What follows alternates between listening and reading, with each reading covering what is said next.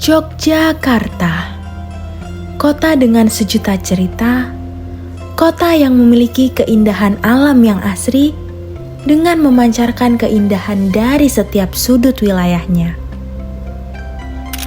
Kota yang selalu punya cerita. Di setiap sudutnya kota ini, terdapat papan nama yang menunjukkan sebuah arti tradisi, serta kekayaan yang penuh makna. Arti untuk cerita Yogyakarta itu sendiri, di mana di setiap sudutnya penuh cerita. Yogyakarta, kota yang tak hanya indah secara fisik, tetapi juga kaya akan nilai budaya dan sejarah. Dari bangunan bersejarah hingga budaya yang tetap hidup. Di sini, seni dan tradisi berpadu dalam kehidupan sehari-hari. Aktivitas masyarakat serta turis di Jalan Malioboro yang tidak pernah sepi, seakan tidak pernah lelah untuk mencari nilai kehidupan. Kota ini memiliki pesona yang sulit dilupakan.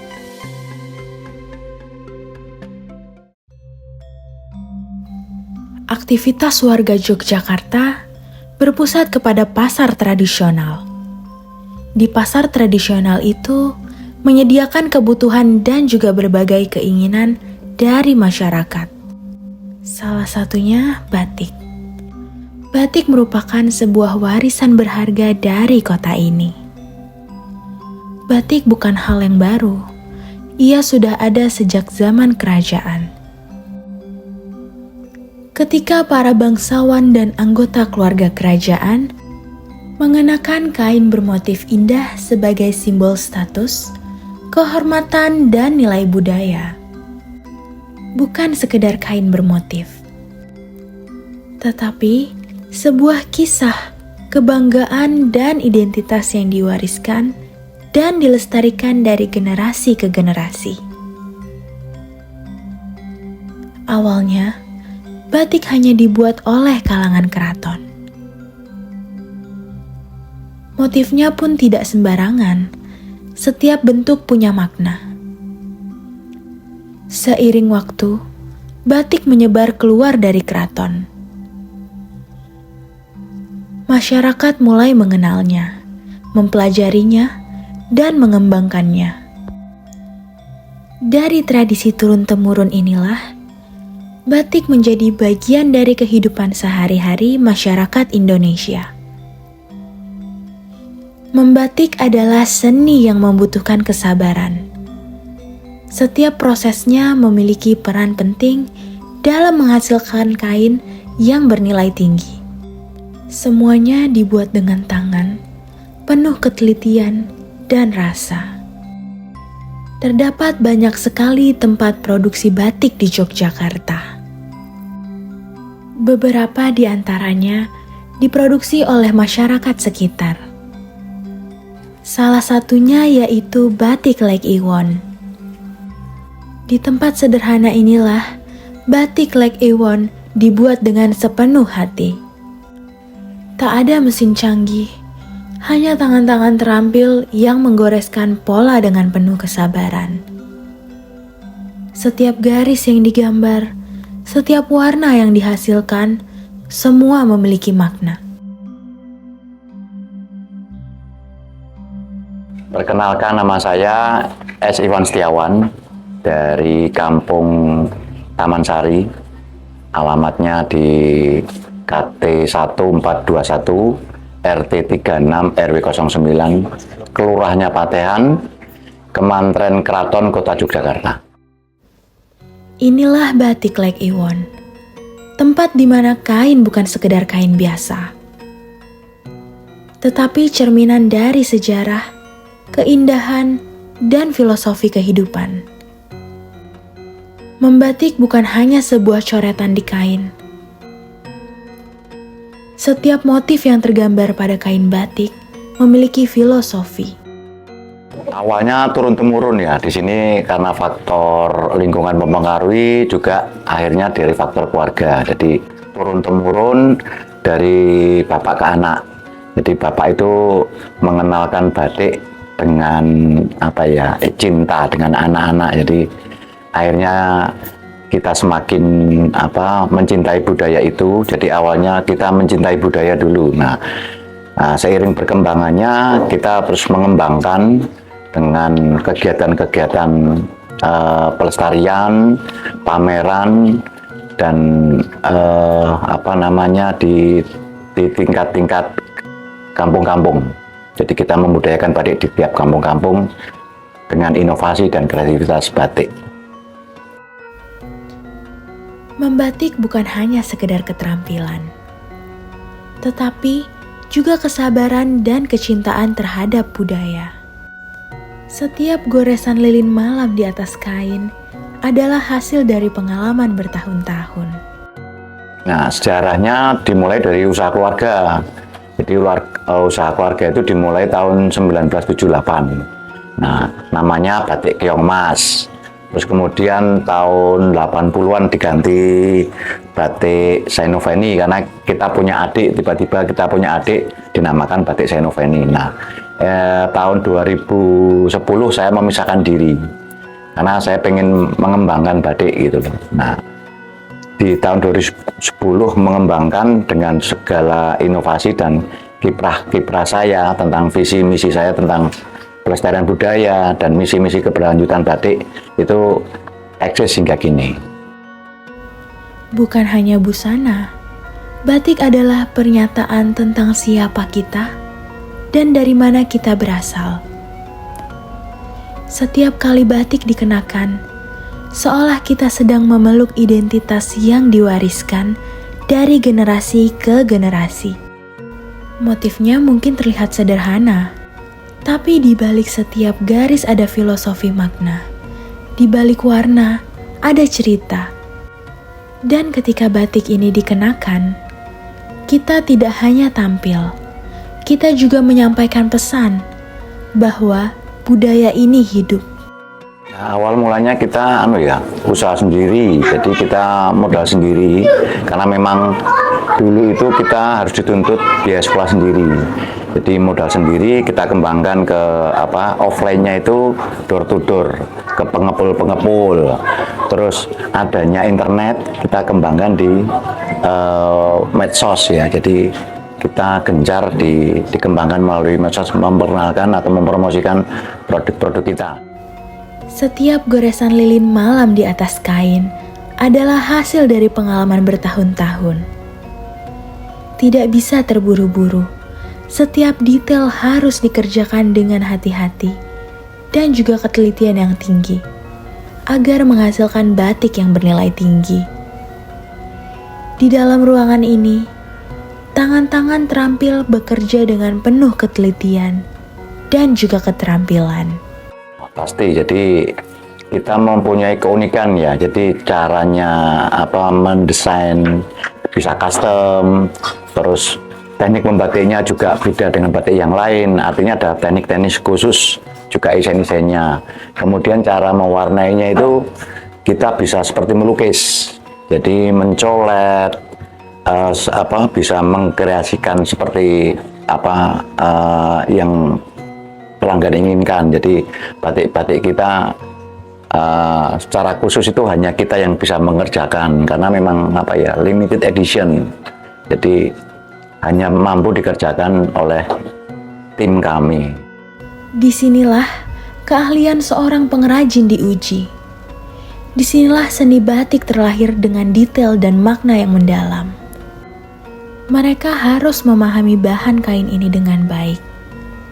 Karena kesalahan kecil saja bisa mempengaruhi hasil akhir batik, di mana setiap helai kain menceritakan proses kreatif yang penuh dengan ketekunan, keahlian, harapan, cinta, dan doa. Nah, kalau menentukan motif itu kan ada dua. Pertama dari imajinasi kita sendiri, jadi kita menggali imajinasi batik, terus kita proses, kita coba display. Mungkin respon pasar seperti apa. Nah, akhirnya kan timbul nanti ada beberapa pesanan-pesanan yang kontinu. Kemudian yang kedua itu berasal dari custom pelanggan itu yang akhirnya kita berkembang untuk menentukan sebuah konsep desain yang akhirnya semakin memperkaya motif itu sendiri. Membentuk pola adalah langkah awal dalam menciptakan cerita dari sebuah motif batik.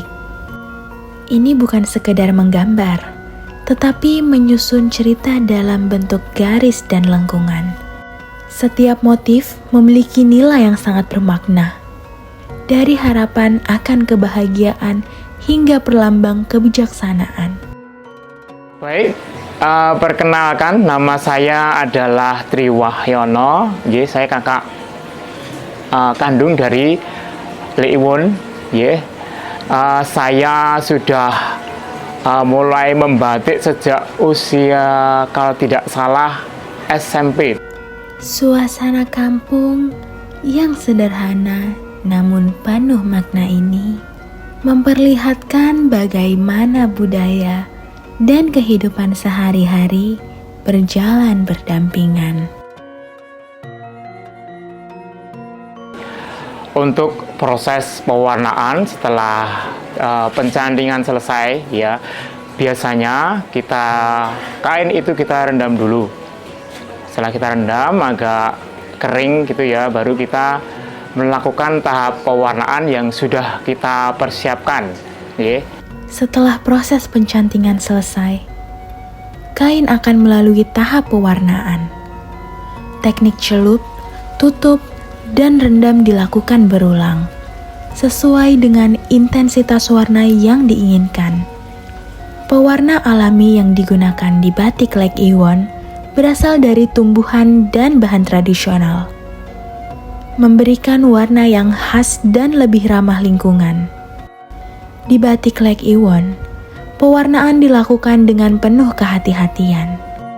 Pewarna alami memberi kesan warna yang dalam, bukan hanya pada kain, tapi juga pada jiwa yang memakainya.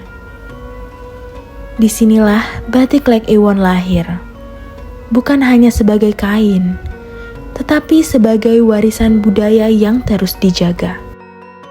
Nah, setelah selesai, baru tahap berikutnya adalah kembali kita masuk ke pewarnaan lagi yang lebih tua atau yang warna yang kita inginkan. Kalau misalkan tadi dari berwarna misalkan biru ya, biru adalah tahap pewarnaan dalam naptol, dan misalkan kita mewarna dengan soga, warna biru tadi kita lorot dulu sebenarnya, kita lorot, lalu setelah kita lorot selesai hasilnya adalah biru dan putih. Biru dan putih ini adalah tahap awal dari warna sogan. Setelah itu adalah penutupan kembali yang diperlukan ya. Mana warna yang kita ambil supaya nanti pada tahap berikutnya yaitu tahap tahap final yaitu tahap warna sogan. Kita masukkan lagi ke warna sogan, maka akan terjadilah warna yang kita inginkan yaitu warna sogan. Sebenarnya bisa dikatakan proses paling sulit itu adalah proses ketika membuat konsep atau sesuai dengan keinginan klien. Nah, itulah adalah proses yang sulit, di mana kita harus misalkan harus mengcombine ya motif satu dengan motif yang lain. Itu adalah proses pertama kali kesulitan. Namun ini adalah sesungguhnya adalah tantangan bagi kita untuk berkreasi lah. Itulah proses kesulitan pertama itu harus kita selesaikan. Setelah melakukan proses pewarnaan, kain batik belum bisa langsung digunakan. Kain harus melalui tahap pelorotan lilin malam terlebih dahulu. Pelorotan merupakan fase terakhir yang membebaskan batik dari proses panjang pembuatannya. Di sini, kita dapat menyaksikan bagaimana sebuah kain bisa berubah menjadi mahakarya dan siap untuk menceritakan kisahnya kepada dunia. Nah, gini ada beberapa karakter pewarna itu harus dengan sinar matahari. Jadi kalau tanpa sinar matahari warnanya tidak kuat dan cenderung bisa dikatakan gagal. Jadi pengaruh sinar matahari dalam penjemuran batik sangat penting. Itu yang pertama. Yang kedua, jemur di halaman atau di luar itu akan mempercepat proses pengeringan kain sendiri. Jadi biar cepat kita memproses selanjutnya gitu. Nah, jenis batik itu sekarang berkembang. Dulu dari warna alam, terus celup naptol, kemudian yang ini, yang indigo sol ini. Nah, di antara 5 pewarna batik itu indigo sol. Itu pewarnanya memang saya anggap paling unik. Dan itu satu-satunya pewarna yang sangat one-take, sangat kuat karena memang warna itu muncul ketika kena paparan sinar matahari. Jadi warna indigo sol itu satu-satunya warna yang terkuat di dalam 5 pewarna batik. Di batik Lake Iwon, penjemuran dilakukan di halaman rumah, tanpa alat pengering, tanpa ruangan berteknologi tinggi. Hanya langit, matahari, dan angin yang jadi bagian dari proses. Setiap lembar kain dijemur dengan sabar. Tidak boleh terburu-buru. Jika terlalu cepat dikeringkan, warnanya bisa pecah. Jika terlalu lambat, kain bisa berubah tekstur. Ciri khas kita itu sebetulnya motif flora fauna. Jadi flora fauna burung, terus ada pemandangan. Yang kedua yang kemarin itu sempat kita dapat berkah pesanan dari Raja Belanda itu motif batik kontemporer ya. Jadi batik kontemporer abstrak yang bebas seperti itu. Batik tradisi melambangkan jati diri dan warisan budaya. Tote bag batik mencerminkan gaya modern. Temporer berbicara tentang kebebasan berekspresi. Dan lukisan dinding adalah wujud cinta pada budaya. Bukan hanya motif, tetapi doa yang tertuang dalam lembaran kain. Kemudian, semua motif itu diolah kembali dalam gaya klasik kontemporer, agar bisa diterima generasi muda tanpa kehilangan maknanya. Nah, batik-batik saya itu gimana ya? Karena kita menciptakan atau bisa menggambar sendiri, jadi bisa custom, unik, jadi banyak inovasinya, banyak kreasi pewarnaannya. Nah, desain dan motifnya itu kita bisa custom. Kalau batik-batik yang lain itu kan motif sudah tersedia dan dia bisa mengulang-ulang motif itu tersebut gitu loh. Nah, kita bisa custom, pewarnaannya juga kekinian, bisa dicolet sesuai harapan dari semua pelanggan. Jadi desainnya kita bisa custom, itu aja uniknya. Setelah melalui proses yang panjang, dari menggambar pola, mencanting, memberi warna, hingga dijemur, batik akhirnya selesai. Di tempat ini, banyak yang terlibat. Para pengrajin yang bekerja dengan sabar dan penuh rasa. Mereka bukan hanya membuat kain bermotif, tetapi menjaga agar budaya ini tetap hidup. Semua proses dikerjakan secara bersama-sama. Dari generasi lama ke generasi baru, dari tangan ke tangan. Bukan sekedar pekerjaan, tetapi warisan yang mereka rawat setiap hari. Generasi demi generasi mungkin akan berganti. Tapi semangat untuk menjaga budaya ini akan terus menyala. Karena di setiap lembar batik Lake Iwon tersimpan lebih dari sekedar warna dan motif. Ada ketekunan, ada cinta, dan ada harapan bahwa karya tradisi seperti ini akan terus punya tempat di hati orang-orang. Nah, kenapa saya bilang itu produk unggulan? Itu indikator saya waktu di pameran. Jadi waktu ada kesempatan pameran itu kan saya memamerkan produk-produk unggulan saya. Nah, batik unggulan itu dapat apresiasi dan nilainya sangat tinggi. Jadi akhirnya produk saya ini dikenal luas dan rata-rata harganya tinggi seperti itu. Nah, produk unggulan itu seperti yang sekarang baru naik daun ya kontemporer, karena sudah pernah diapresiasi bangsawan dari Belanda kan. Jadi itu produk andalan selama ini gitu loh, batik kontemporernya. Di batik Lake Iwon inilah, batik bukan sekedar warisan masa lalu. Dengan sentuhan kontemporer yang kuat, Galeri Batik Lake Iwon menampilkan batik yang berani, inovatif, dan penuh kejutan. Nah, saya itu berharap perusahaan ini semakin berkembang, semakin berdampak, bermanfaat, terus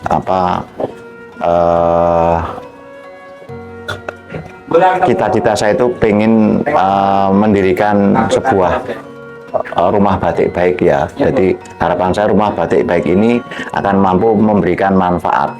Kebaikan-kebaikan batik itu bisa merambah ke semua lapisan masyarakat. Itu aja. Dari sinilah batik Lake Iwon terlahir. Sebuah tempat yang tidak hanya memproduksi dan menjual batik, tetapi memperkenalkan nilai kesabaran dan keindahan karya lokal. Batik Lake Iwon adalah bukti bahwa meskipun dunia berubah, generasi yang silih berganti, namun selama masih ada yang ingin belajar, yang ingin sabar, dan yang ingin merawat, maka sebuah batik tidak akan hilang. Inilah batik Lake Iwon. Disinilah tempat di mana batik bukan hanya dibuat, tapi dirasakan, dihargai, dan diwariskan. Selama masih ada yang mau menjaga dengan hati sesuai dengan namanya, warisan budaya yang hidup, maka warisan ini akan terus hidup. Dari sini, untuk Indonesia dan untuk dunia.